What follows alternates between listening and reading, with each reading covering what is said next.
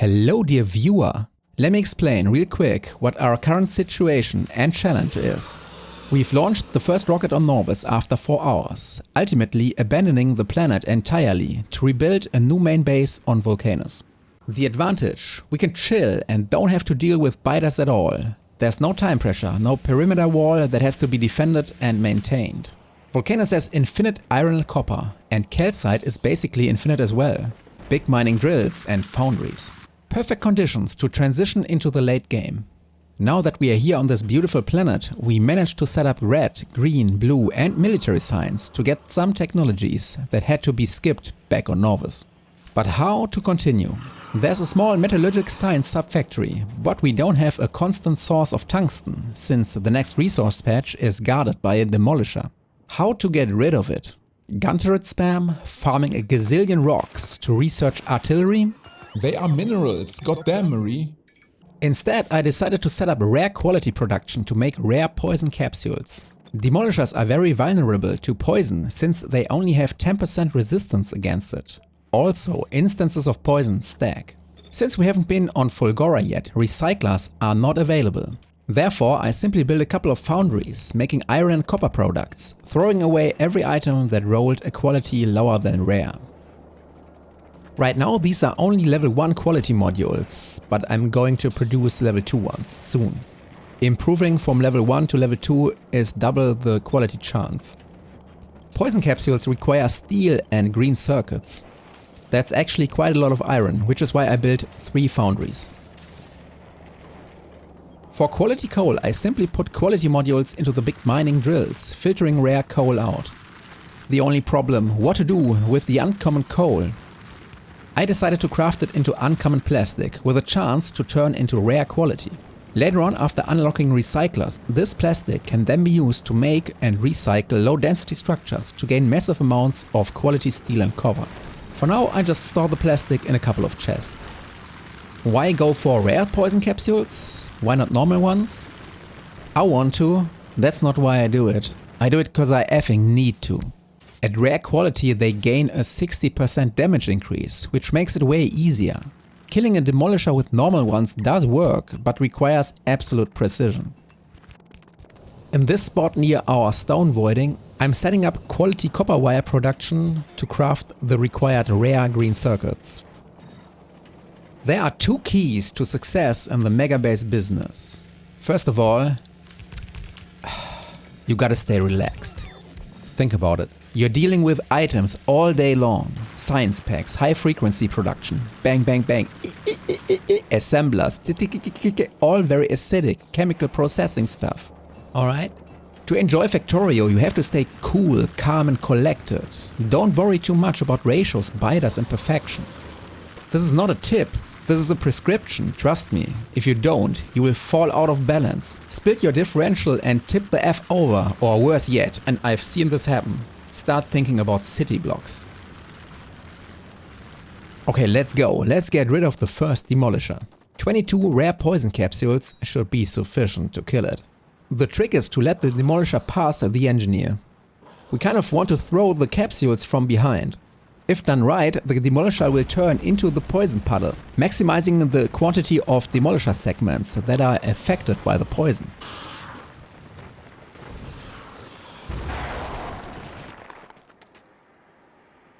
Boy, that escalated quickly.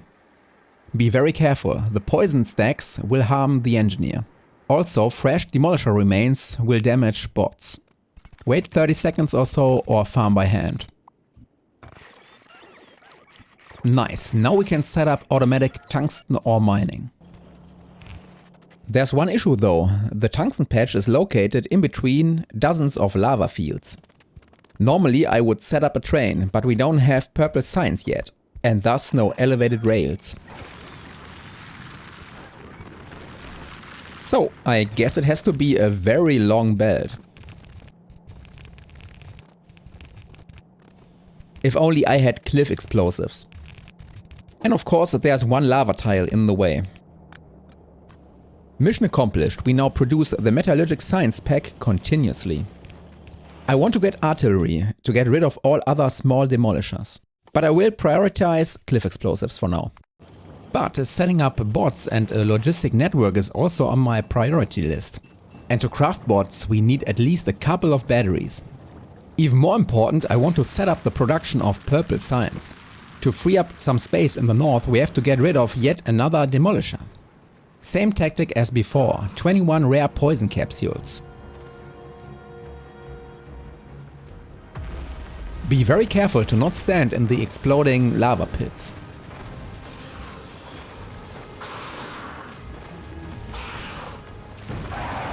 This kill was absolutely worth it. We gained a huge area to build subfactories for the purple and later also golden science packs. So let's get going. In this series I don't worry too much about the placement of my blueprints and subfactories. I just build them wherever I want. But crucially I'm leaving enough space for belts and pipes. In quick succession I'm stamping down the subfactory blueprints. Since we don't have a main bastion Vulcanus, placing these is all about spacing. Give yourself room to breathe, because connecting everything with belts is going to be a complete maze if you cram it all together. I built 2 additional foundries, because we need a massive amount of steel to build electric furnaces for the purple science recipe. We've got to feed the geese to keep the molten iron and copper flowing, keep the pipes below the ground. Running the actual connections between all these brand new subfactories is actually a fun part. For some players it might be exhausting though. Stone and stone bricks cannot be transported by pipe, unless we would set up a dedicated stone production from molten copper on site. So far I've built all the connections in remote view. I absolutely love this part about Factorio. You plan all of these connections, and then you wonder, will this actually work and come together perfectly? Or did I make a mistake? I already have all the required items sitting in stock, ready to build every single piece of the setup. No waiting around, let's go!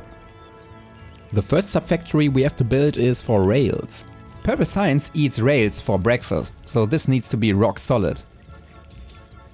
Continuing north, we build a couple of belt and pipe segments until we find the red and green circuit subfactories. Something is not right here. Oh, wait a minute. I made a classic mistake here. I connected these pipes to molten copper instead of molten iron. Quick pipe flush, reroute to iron and pretend that never happened. That was definitely not going to craft many green circuits. The circuit factories I'm building are exact copies of the ones we already built for the other science packs previously. We need a massive amount of red circuits, because productivity modules and electric furnaces both need them in huge quantities. Once the last entities are built, the entire purple science chain is finally ready to produce these lovely purple packs. Looking good so far, purple science packs are reaching the labs. Now let's head back through the factory and double check everything. Based on the required ratios, it turns out our red circuit factory is too slow. To reach full production we need some speed modules, and later also the assembling machine level 3. Speaking of which, it's a 66% crafting speed increase. So let's prioritize it over mining productivity. The bottleneck of this base will soon be plastic, so let's increase production by building more refineries.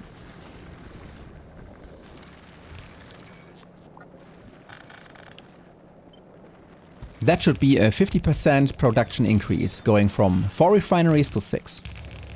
Don't worry, I'm aware that the coal production is lackluster. Let's first check if everything works as expected. Actually, it seems like water is missing. When setting up the oil processing I only built 1 chemical plant. Let's copy paste it to fix the water supply. Okay, this should be ample water for quite a while. As indicated a couple of seconds ago, we need more big mining drills to mine coal. Actually, while I'm at it, let's add another chemical plant for light oil cracking.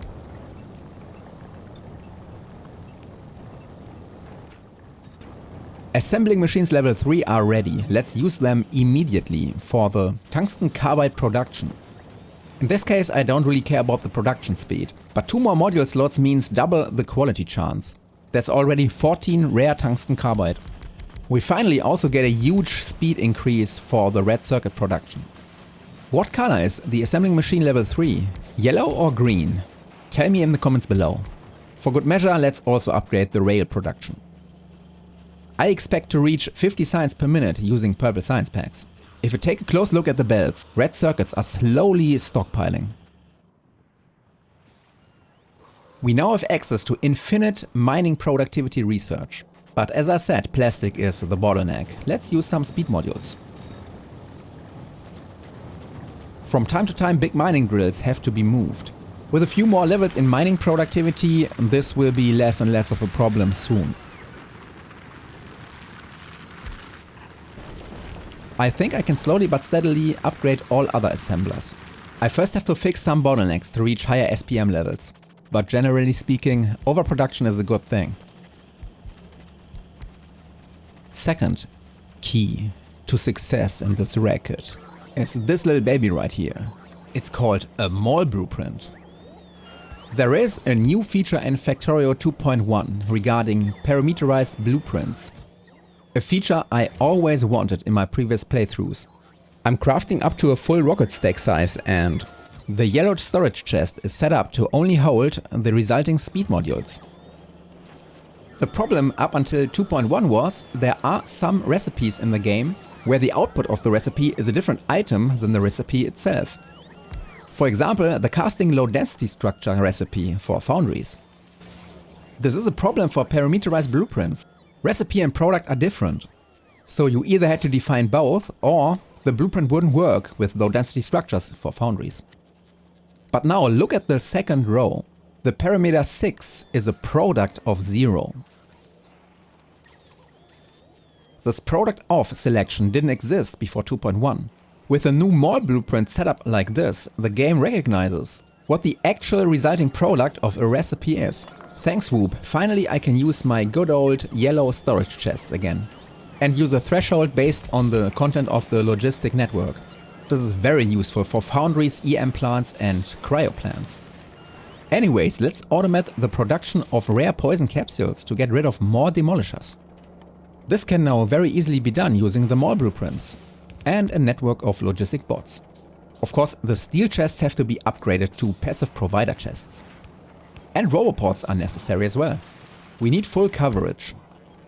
This assembler is supposed to make the poison capsules. Since I'm already storing rare coal in a passive provider chest, this assembler should start crafting soon. I will let logistic bots bring the rare capsules into my inventory automatically. The coal mining currently doesn't use quality modules. Let's change that. My goal is to build a huge mall up north for all required buildings and items. The only oil product that's missing to craft everything is lubricant. We need it for electric engines, foundries and later on also for express belts. Since the base is utilizing more and more logistic bots, let's use our mall blueprint to set up the production of electric engines. And why not produce the normal engines on site as well? You know, if there's one thing we can actually run out of, it's coal. South of the Tungsten patch I found a huge coal deposit. 10 million coal, but it's guarded by another demolisher. 32 rare poison capsules are ready, so let's get to work. Couple minutes later, here it comes.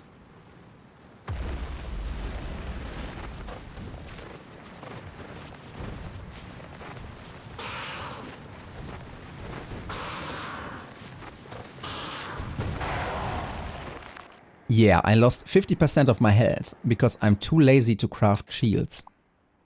I don't plan to use this coal patch right now, but now the base is future-proof. I could leave the planet if I wanted to and let bots set up a rail track and mine this patch. At this point we can get rid of the early makeshift resource mall.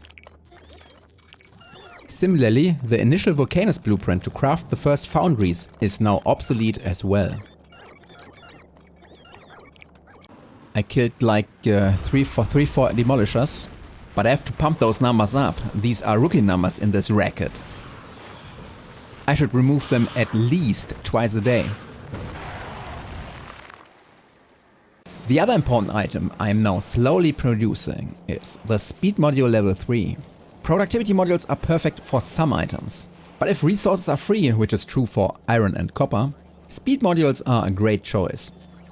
To make them I had to automate the blue circuit production.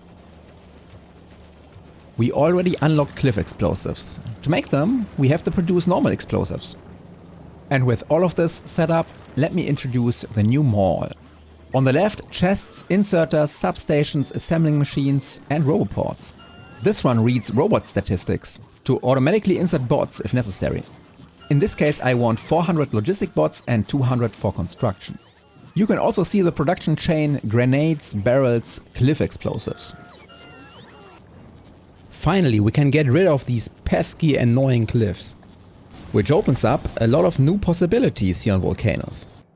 Plenty of opportunity to build bigger, better, and with more space in between. I also have to figure out what to do next. Researching more mining productivity is always a good idea, but I do want more physical projectile damage and speed. Crucial for our next inevitable step, traveling to Fulgora to unlock the EM plant and recyclers. I would love mech armor and Tesla weapons to conquer Gleba. Why more damage for my spaceship? Well, because I actually lost the turret. Upgrading the solar panels and electric furnaces to rare quality is also a very good idea before going to Fulgora. But this will happen next time. Thank you so much for watching. Like and subscribe, and a special shout out to my Patreon supporters. Your contributions make these videos possible.